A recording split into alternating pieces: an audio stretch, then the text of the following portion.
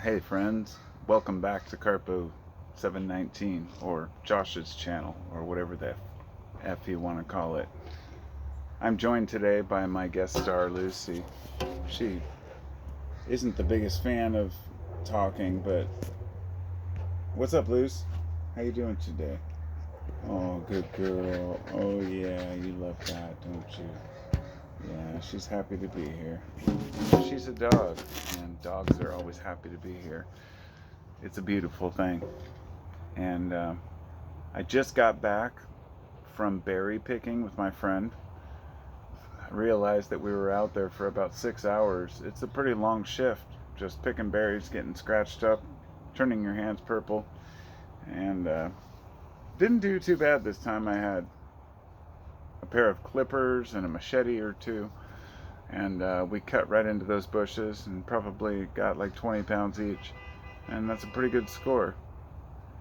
And probably saved 80 bucks in buying it from the store, right? My dog's like, what the hell's going on? There's always loud people in neighborhoods. That's just how it goes. But I suppose I better pause it and see if anything's going on. It was nothing, of course. False dog alarm. Dogs always want to see what's going on. So anyhow, I got home from berry picking and I went out with my friend Kevin, and I really kind of got lost in it.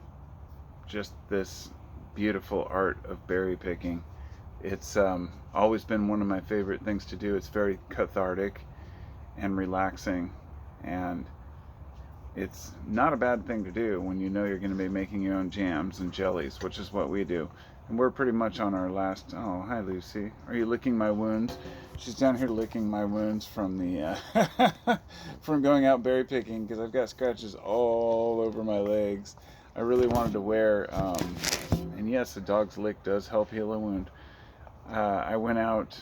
They did a study. There's certain ingredients. All right, look it up. We went out there, and I convinced my friend to bring bikes. He was going to bring a wagon to carry the berries, and I was like, no, no, no. We're just going to bring backpacks and little tubs and bags, and we'll carry it back to the car if we have to, which is what we did.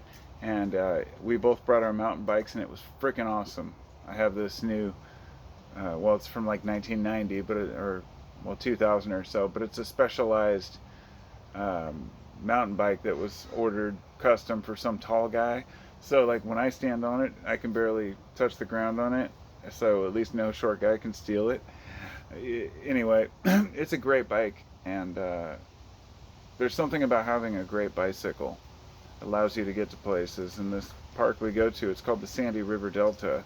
It's right where the Sandy River in Oregon meets the Columbia River, and it's very sandy in that area, but also it's got a lot of wildlife and mushrooms and berries up the yin yang.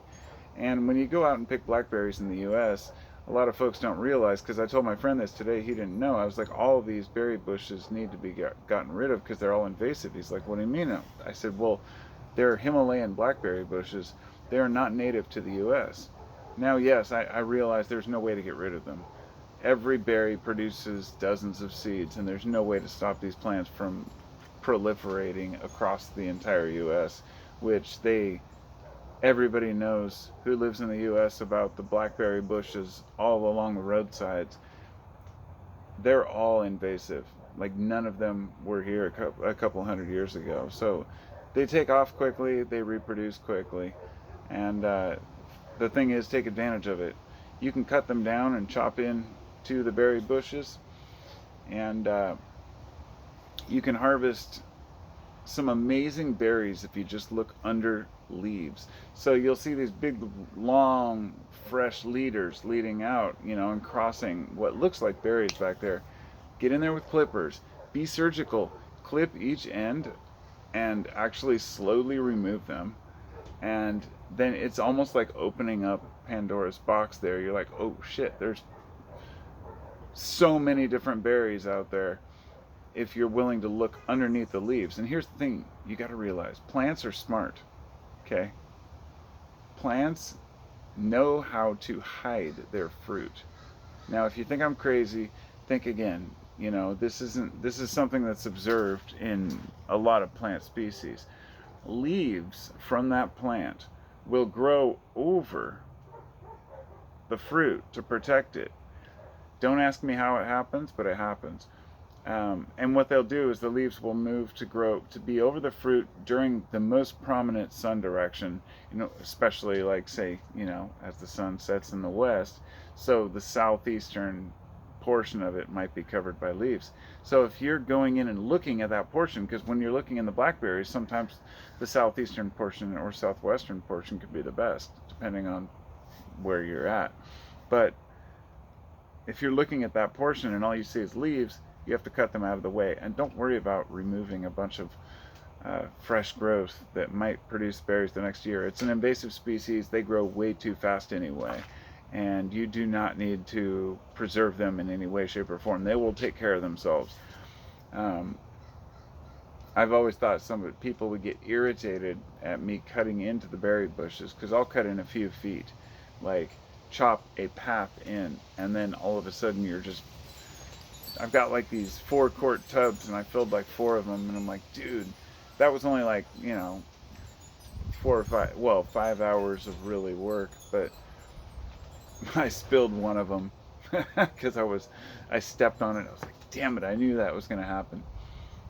But some people call it wildcrafting, but hunting and looking for foods out in nature can be an amazing experience. It's highly recommended. I mean, if you have any local, any interest in going out to the woods in your local area, you should look up your local plants and, you know, be able to go out and see what grows wild out there. Because you can harvest some pretty cool shit. Mint, lemon balm, of course, some of these, basics, but we have like wild ginseng out here in the Northwest, which is actually pretty desirable. It's just really hard to find. And then it comes down to sustainable harvesting and, being respectful and all these different things. We have a lot of mushrooms in the Northwest, a ton of edible mushrooms and psychedelic. So in the fall, it's pretty crazy up in the woods. People set up tents and like little camps all along these, rivers at these camp areas, and they'll stay for a couple of weeks, go out and look for these various mushrooms, chanterelles or boletes or oyster mushrooms, whatever it might be you're looking for. Hell, lion's mane, some places. It's amazing what they're worth, and people will sell them at the stands locally to these vendors, who will then in turn sell them to restaurants on down the line. So everything in nature's a business, and I hate to put a price tag on it, but it's kind of I would love to be able to make a living off of going out in nature and collecting a specimen respectfully and responsibly. Maybe, you know, maybe join some, I don't know, take a job position where I could actually do something like that, like with the Forestry Service or something. I have no idea, but, I've thought about it quite a bit. Um, I love working with nature and natural products. And so I guess the point here I'm trying to urge is for other people to work with natural products more.